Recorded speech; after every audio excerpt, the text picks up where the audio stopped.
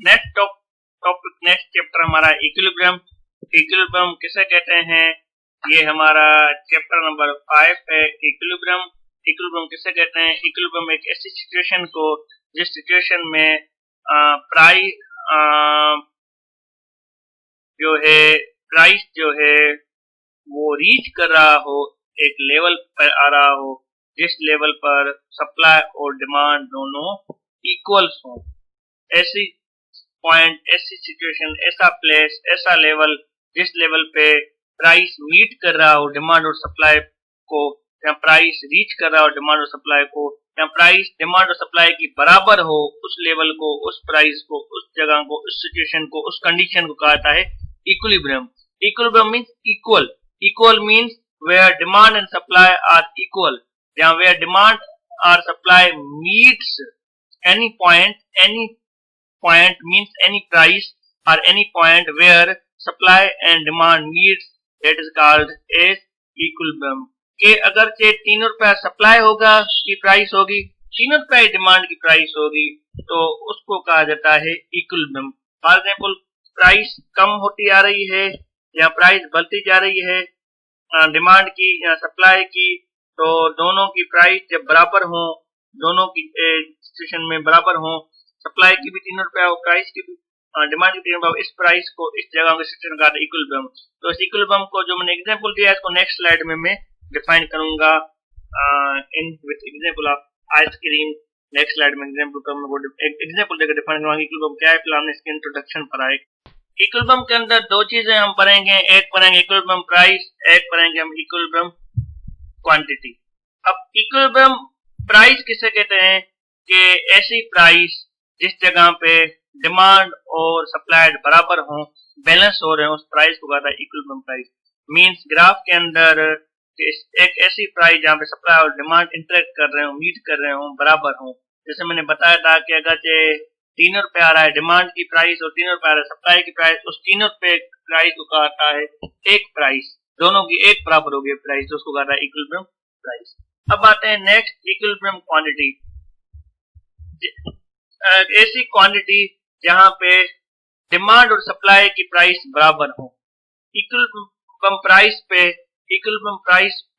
कि equal price हो, उस प्राइस पे जो क्वांटिटी आ रही हो, उस क्वांटिटी को कहता है इक्विलिब्रियम क्वांटिटी। ऐसी क्वांटिटी जिसमें डिमांड और सप्लाई की प्राइस बराबर हो सकता है इक्विलिब्रियम क्वांटिटी। मींस ग्राफ के अंदर के ऐसी क्वांटिटी जहां पे सप्लाई और डिमांड इंटरसेक्ट कर रहे हो, मिल रहे हो, मीट कर रहे हो, तो उसको कहता है इक्विलिब्रियम क्वांटिटी। ये इक्विलिब्रियम क्वांटिटी हम नेक्स्ट में पढ़ेंगे कि कितनी हो रही है दोनों क्वांटिटी इक्विलिब्रियम प्राइस पे। अब मैंने पिछली स्लाइड में बताया था equilibrium price, equilibrium quantity. Equilibrium quantity मैंने कहा था एक ऐसी क्वांटिटी जहां पे डिमांड और सप्लाई बराबर हो, एक जैसी क्वांटिटी, डिमांड में वही हो, सप्लाई में वही हो। और इक्विलिब्रियम प्राइस में एक ऐसा प्राइस जिसमें डिमांड और सप्लाई की एक प्राइस हो। अब मैंने यहाँ पे दो शेड्यूल बनाए हैं। एक शेड्यूल है में भी 2 लाइन है, दूसरे शेड्यूल में भी 2 लाइन है, यहाँ पे 2 शेड्यूल है। तो एक शेड्यूल है डिमांड का, एक है शेड्यूल सप्लाई का। हर शेड्यूल में हमने पढ़ा कि शेड्यूल के अंदर 2 वर्टिकल लाइन होते हैं। अब डिमांड हमने पढ़ा था कि में इनवर्सली प्रोपोर्शनल है प्राइस और क्वांटिटी, और सप्लाई में डायरेक्टली प्रोपोर्शनल है। अब दोनों आमने सामने है इस पिक्चर में। अब डिमांड शेड्यूल को पहले पढ़ रहे हैं। देखो हमने जो पढ़ा था कि अगर ये 3 रुपया प्राइस है तो डिमांड 1 है, इनवर्सली प्रोपोर्शनल, प्राइस कम हो गई 2.5 तो डिमांड 4 हो गई, प्राइस पे 2 हो गई, डिमांड 7 हो गई। अब वहीं पे नीचे आते हैं इसमें सप्लाई में। प्राइस जब 3 रुपए की तो सप्लाई 13 थी, प्राइस 2.5 रुपए हो गई, सप्लाई 10, प्राइस जब 2 रुपए हो गई तो सप्लाई क्वांटिटी हो गई 7। अब यहाँ प्राइस 2 रुपया है, क्वांटिटी 7 है सप्लाई शेड्यूल में, और डिमांड शेड्यूल में भी प्राइस 2 रुपए है और क्वांटिटी 7 है। अब ये दोनों शेड्यूल में दोनों एक ऐसी जगह पे आकर मिल रहे हैं, इंटरेक्ट कर रहे हैं, वहां पर भी प्राइस बराबर है, डिमांड में 2 रुपया और सप्लाई में, और डिमांड में भी क्वांटिटी 7 है, सप्लाई में भी। इस पॉइंट को, इस जगह को कहा था इक्विलिब्रियम। इक्विलिब्रियम किसे कहते हैं? जब डिमांड और सप्लाई दोनों इक्वल हो, बराबर हो, दोनों की प्राइस भी इक्वल हो और दोनों की क्वांटिटी भी इक्वल हो, तो उस पॉइंट को, उस जगह को, उस वक्त को, उस कंडीशन को सॉल्व करता है इक्विलिब्रियम। इसमें इक्विलिब्रियम प्राइस की भी है दोनों की, इक्विलिब्रियम सप्लाई क्वांटिटी की भी है। जब इक्विलिब्रियम प्राइस की है तो उसको आ रहा है इक्विलिब्रियम प्राइस, जब इक्विलिब्रियम सप्लाई की है उसको आ रहा है इक्विलिब्रियम सप्लाई, और इस पूरे प्रोसेस को, पूरे फेनोमेना को कहा जाता है इक्विलिब्रियम। अब मैंने पहले इक्विलिब्रियम को in the form of schedule define किया था, अब इक्विलिब्रियम को in the form of graph define करूंगा। अब हमने कहा था कि जो डिमांड है, डिमांड इनवर्सली प्रोपोर्शनल, उसकी लाइन टॉप टू बॉटम यूं आएगी, और सप्लाई डायरेक्टली प्रोपोर्शनल, उसकी बॉटम यूं जाएगी।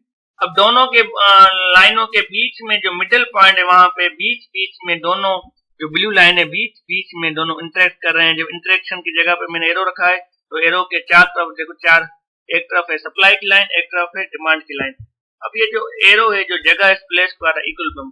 अब एग्जाम्पल में इसमें हम डिफाइन करेंगे कि जब प्राइस 7 रुपए थी, जो मैंने उसमें शेड्यूल में डिफाइन किया था, प्राइस 2 रुपए थी, क्वांटिटी 7 थी सप्लाई की, और वहीं जो है ना इक्विलिब्रियम पॉइंट में क्वांटिटी भी 7 थी, क्वांटिटी 7 है डिमांड की भी में भी, क्वांटिटी 7 है सप्लाई में भी, तो और प्राइस 2 है डिमांड में भी सप्लाई में भी। इस पूरे फिनोमेना को इक्विलिब्रियम कहा जाता है फॉर्म ऑफ ग्राफ। और इस प्राइस को कहा था, जब 2 है प्राइस सप्लाई की और डिमांड को कहा था इक्विलिब्रियम प्राइस, और इक्विलिब्रियम क्वांटिटी जब 7 क्वांटिटी है। तो ये जो बीच वाला जो लाइन है, जो ब्लैक दिखाई दे रहा है दोनों ग्राफ के बीच में, इसको कहते हैं इक्विलिब्रियम। इक्विलिब्रियम मींस एक ऐसी फेनोमेना, एक ऐसा कंडीशन, एक ऐसी हालत जिस हालत में सप्लाई और डिमांड बराबर हो गए, सप्लाई की प्राइस भी बराबर होगी और सप्लाई क्वांटिटी बराबर होगी, इस हालत का इक्विलिब्रियम। ये equilibrium in the form of graph आपको।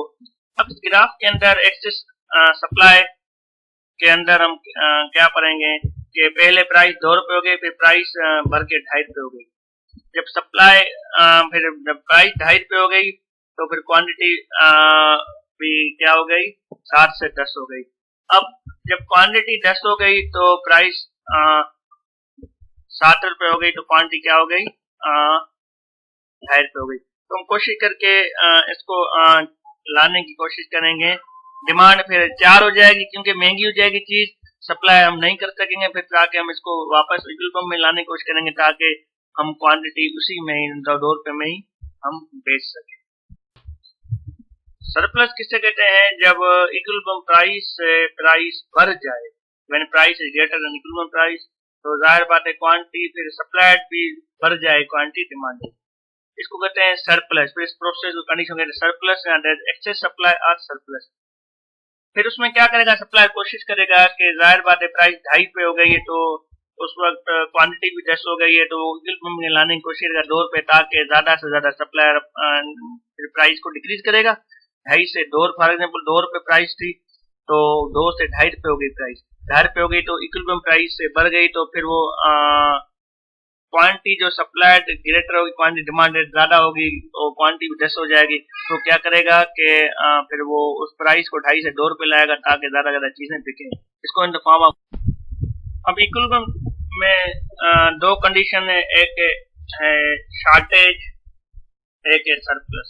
शॉर्टेज किसे कहते हैं इक्विलिब्रियम में, जब प्राइस, इक्विलिब्रियम प्राइस जो है इक्विलिब्रियम से डिक्रीज हो जाए, कम हो जाए, तो जब इक्विलिब्रियम प्राइस इक्विलिब्रियम से कम होगी, तो फिर क्वांटिटी बढ़ जाएगी। When equilibrium price is less than equilibrium price, तो then quantity demand is greater than quantity supply, तो डिमांड बढ़ जाएगी क्वांटिटी सप्लाई से। तो इस अमल को, इस मरले को कहेंगे इक्विलिब्रियम डिस्टर्ब हो गया, इक्विलिब्रियम में चेंजिंग आ गई, इक्विलिब्रियम में प्राइस कम हो गई, तो क्वांटिटी डिमांड और सप्लाई की बढ़ गई, तो उसको कहते हैं एक्सेस डिमांड। डिमांड एक्सेस हो जाएगी, तो फिर मार्केट में उस प्रोडक्ट की शॉर्टेज हो जाएगी। सप्लाई, क्योंकि प्राइस कम होगी और प्रोडक्ट ज्यादा लो चाहिए, तो फिर सप्लाई क्या करेंगे, उसको शॉर्टेज करेंगे।